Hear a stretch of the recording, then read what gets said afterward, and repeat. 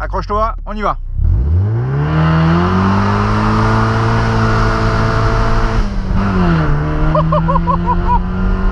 Ça patine un chouille.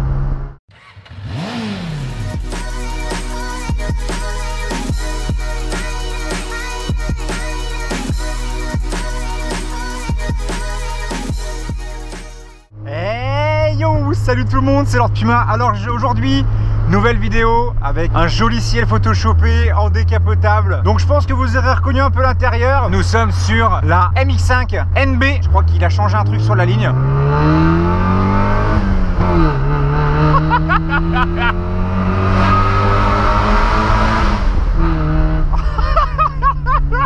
C'est énorme. Donc on est sur un petit 1,6 litre de 110 chevaux les gens. 110 chevaux. Putain le son, mais lui il aime les voitures qui font du bruit hein. Donc cette petite voiture là est finalement la petite grand-mère de la Mazda MX5 de mes parents qui ont eux la toute dernière. Déjà la position de conduite, j'ai vraiment l'impression de retrouver la même position de conduite que la Mazda de mes parents, que la MX5 de mes parents. On est vraiment bien posé, c'est un endroit confiné, serré. On n'a pas beaucoup de place pour les jambes, on est complètement serré. Mais c'est une voiture qui est vraiment... Enfin moi ce que je kiffe dans les MX5, c'est que c'est des voitures fun, c'est des voitures pour... Putain, tu prends cette caisse là.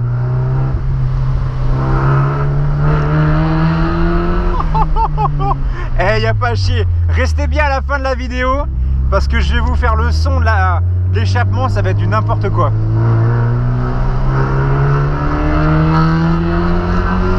C'est hallucinant quoi le son quoi.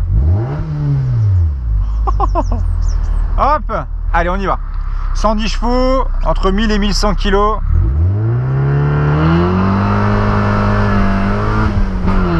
Ça patine en 1. On va y aller un petit peu mollo tranquillement parce que la route est un petit peu grasse. Ce que j'aime beaucoup par contre, c'est que cette voiture là, elle a vraiment la facilité de procurer des sensations sans forcément aller vite. Et je pense que c'est une bagnole qui va vous permettre de faire des jolis petits travers si vous pouvez gérer.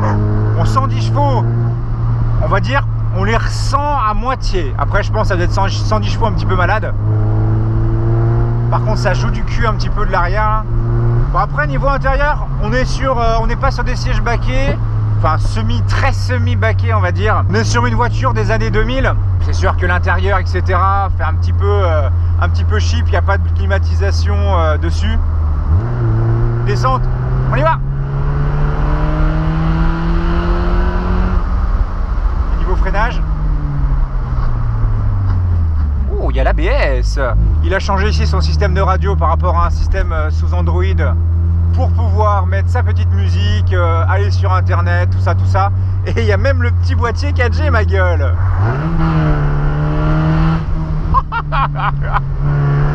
Petite dédicace à la place. Oh ils ont coupé la haie, génial. Oh mais le son c'est n'importe quoi.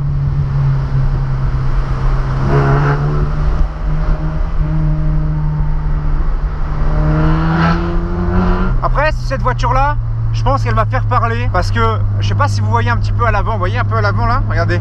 Et ben en fait il y a eu un covering qui a été fait devant. Il m'a dit c'était une meuf de manga mais je sais pas trop quoi, pour donner un peu le style JDM, tu vois ce que je veux dire ou quoi. Je sais pas par contre combien il l'a acheté celle-ci. Les essuie-glaces fonctionnent. Oui. Oh.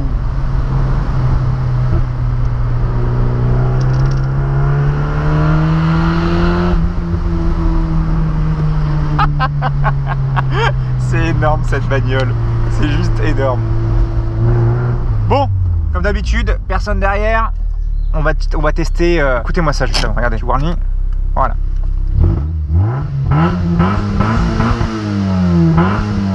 C'est du n'importe quoi. Là, on est sur ces deux compères. Donc, il m'a dit que c'était Jackie et Michel. Il les a appelés comme ça ici. Donc, eux, en fait, ils ont ces yeux-là. C'est pas parce qu'en fait, on va vite.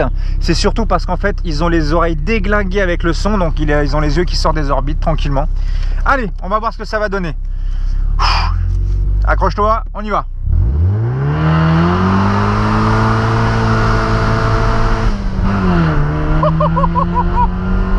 Ça patine un chouille. très joueuse des fesses. Je parle de la voiture. Bon, il y a les molos quand même. C'est vraiment des petites voitures. Putain, mais des petites courbes, c'est là où tu t'amuses. Pas besoin de plus de 110 chevaux en fait. Oh, ça c'est bon à l'arrière. Et voilà. On est pas bien là? Hop, avant de sortir la voiture, on va laisser refroidir un chouille. Les points communs qu'il y a avec la toute dernière mixage de mes parents, déjà, comme je vous disais, c'est la position de conduite. On est vraiment dans un endroit confiné, serré. Le volant, lui, par contre, m'a l'air un peu plus grand que celui de mon père. Par contre, que la caractéristique de cette bagnole-là, c'est sa petite boîte de vitesse avec un levier ultra court, des rapports super courts à tirer. Vraiment. Donc à l'intérieur ici, vous avez ici une petite ouverture qui ici vous permet d'ouvrir donc le coffre et ici la trappe à essence directement. C'est qu'on a un putain de beau temps, ça fait plaisir. On est sur les vitres électriques, ça c'est cool. Petite boîte à gants sur un intérieur classique. Ça par contre je sais pas ce que c'est, à quoi ça sert. Si vous savez à quoi ça sert, ça et ça. Ce petit bouton là, je ne sais pas à quoi il sert. Là c'est l'intensité de la lumière. Bon bah on va aller faire le tour de la voiture tranquillement. Et donc voici la petite Mazda MX-5 ND avec de jolies jantes en tôle. Bon après des jolies petites jantes pourraient lui être sympa. Bon elles sont dégueulasses parce que bien entendu en Bretagne et bah il n'y a pas de pluie, il pleut jamais. Regardez. Je vous mens pas, il pleut jamais. Donc voici je pense l'objet de cette voiture là qui va faire beaucoup parler. C'est ce capot. Oui, c'est ce petit capot qu'il a fait en covering. Je sais pas qui c'est, mais en tout cas c'est fait par Design Teint édition spéciale. Donc je ne sais pas du tout que représente les mangas. On sait jamais si c'est des hommes, des femmes, des chemals, on sait jamais. Donc cette petite Mazda MX-5, celle-ci commence doucement à ressembler à une voiture relativement récente comparée à la NA, si je dis pas de bêtises, qui a les feux qui se soulèvent en mode ouverture comme ça, on va dire. Je n'ai pas demandé par contre quel était le nom de la couleur de cette petite Mazda. On est sur un sorte de vert bouteille, on va dire. Par rapport aux pneus, il faut savoir qu'on est dessus sur du 185/60 R14, donc on est sur du 14 pouces, là où mes parents sur leur MX-5 on est sur du 17 pouces si je ne dis pas de bêtises. C'est une voiture qui est relativement basse de garde au sol. Quand on rentre dedans, c'est comme si on descend sur le trottoir quoi. Dès qu'on s'assoit, boum, on est vraiment super bas près du sol. Cette petite voiture là, en termes de coffre, ah bah oui c'est vrai, on peut pas l'ouvrir là. Vous avez ça, je vais pas venir le clipser, mais voilà à quoi ressemble l'intérieur. Je vais pas venir le clipser parce que là il fait super beau. Mais une fois le rabat fait. Par contre, chose assez sympathique là-dessus, j'ai l'impression qu'en tout cas que sa capote en toile est pas mal, est en très bon état. Je vois pas de déchirure ou quoi que ce soit. La vitre pareil, elle m'a pas l'air, comment dire, d'être, vous savez, un peu opaque là, comme les vieilles voitures là. Et on rabat ça. Vous avez la poignée qui est ici en fait. Sur mes parents, la poignée elle est ici et ici pour rabattre directement. Hop, on va ouvrir ici, niveau coffre. Donc j'ai tout mon matos ici, je suis venu en bécane. Bah, le coffre est vraiment tout petit, hein, d'accord. Donc si vous voulez partir à deux, faites attention avec les valises. Le coffre est tout petit, il est très, il est pas du tout profond en termes d'épaisseur. On vient remettre apparemment sûrement l'essence là, mais je sais pas comment on l'ouvre. Ah si, il y a le truc de trappe à essence. Ok, je sais pourquoi. Je sais pourquoi ça fait du bruit. Ça y est, c'est vu. Il est où l'échappement? Bon, bah il n'y a plus d'échappement. Je trouve, moi j'ai un peu de mal avec les anciennes voitures, donc ça je pense que vous commencez à me connaître.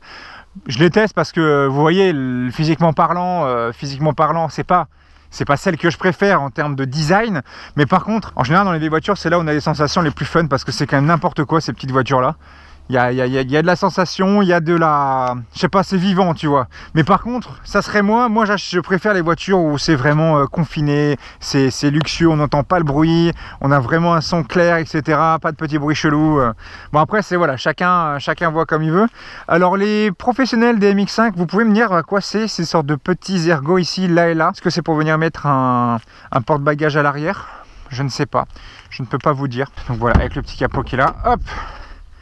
Et voilà, voilà le petit 1,6 litre. Alors la voiture est full stock, hein. Mis à part le petit covering qu'il y a eu sur le capot dessus, il n'y a pas eu grand chose de fait. C'est un moteur que je trouve relativement souple, on va dire. Vous n'avez pas de coup de pied au cul flagrant, on va dire. Je pense qu'un petit peu plus de chevaux pour lui permettre de partir un petit peu plus en glisse ou avoir vraiment un petit coup de pied au cul, c'est ce qui lui manquerait un chouille. Après voilà, je sais pas ce que pourrait donner la 90 chevaux. Sûrement avec un peu moins de patates. Je trouve que ce moteur là est assez souple dans son accélération et dosable, on va dire. C'est ça, c'est 110 chevaux, ça reste largement dosable sur cette petite voiture là.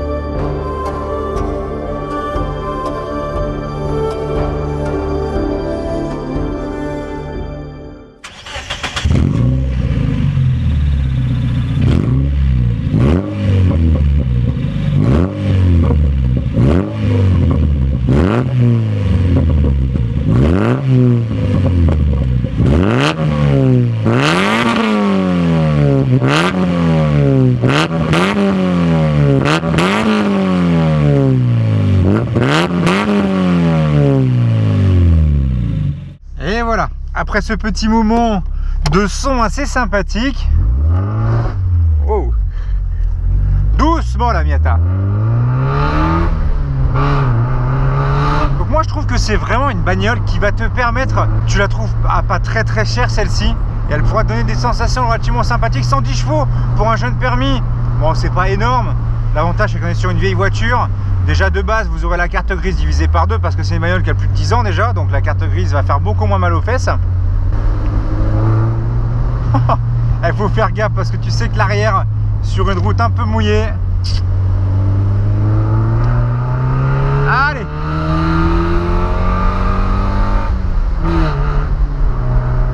Je trouve que le train avant est pas trop volage pour son âge. Elle dandine un peu du cul, ça c'est normal, les suspensions sont pas forcément de première jeunesse. Hop. Oups là. Allez, passe petit Mazda, bah tiens.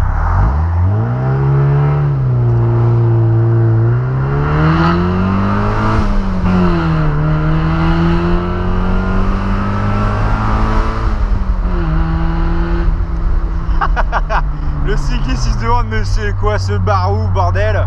Par contre, ce que je trouve, après c'est mon avis, ce que je trouve un petit peu dangereux sur les voitures comme ça, avec pas d'aide, pas d'aide entre guillemets au contrôle, c'est-à-dire que si jamais vous êtes en courbe, vous venez mettre trop de gaz, si le cul commence à partir, vous avez vraiment, faut vraiment gérer son bise.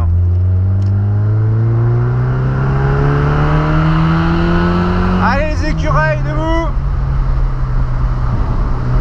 Mais c'est une voiture qui est vraiment fun à conduire.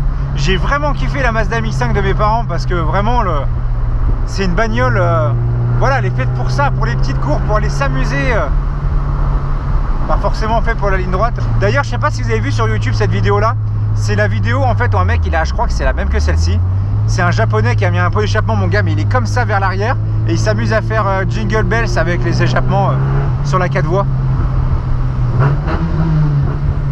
Allez, beau temps, Miata, du fun, du sourire. Il y a des poules. Il y a des poules. Pas de poules. Fuck. Voilà, ça patine. Ça patine en deux. Bon, après, je pense que si vous voulez que ça patine moins, peut-être monter peut-être en 15 pouces, mettre des jantes, des pneus un peu plus larges pour permettre d'accrocher un peu plus et de transmettre la puissance à la route directement le plus rapidement possible. Par contre, c'est une voiture, je pense que vous pouvez vraiment faire des bornes avec parce que on est vachement bien installé. C'est une boîte sac, j'ai oublié de vous dire, ça sert à rien. Là où ça marche, c'est dans les tours. On est sur un moteur atmosphérique, bien entendu. Pas de turbo. T'accélères un peu, tu sens le train arrière qui se dit putain, mais je vais drifter, bordel. Elle est belle ma petite Citroën. Le freinage, ça freine, mais bon, ça manque un peu de mordant.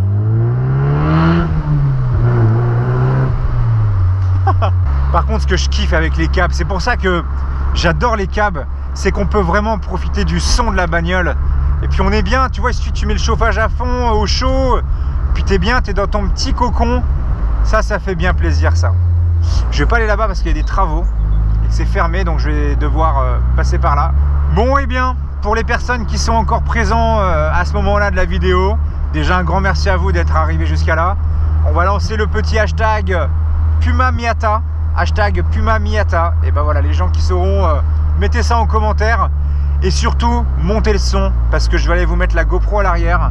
On va aller accélérer en roulant, ça va être vraiment sympathique. Encore merci à toi de venir te déplacer jusqu'à moi pour venir me prêter ta jolie voiture.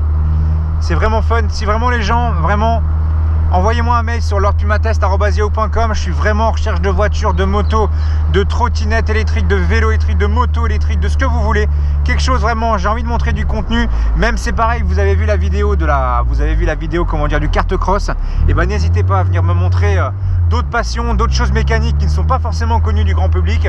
Ça sera avec plaisir que je pourrai partager ça aux autres.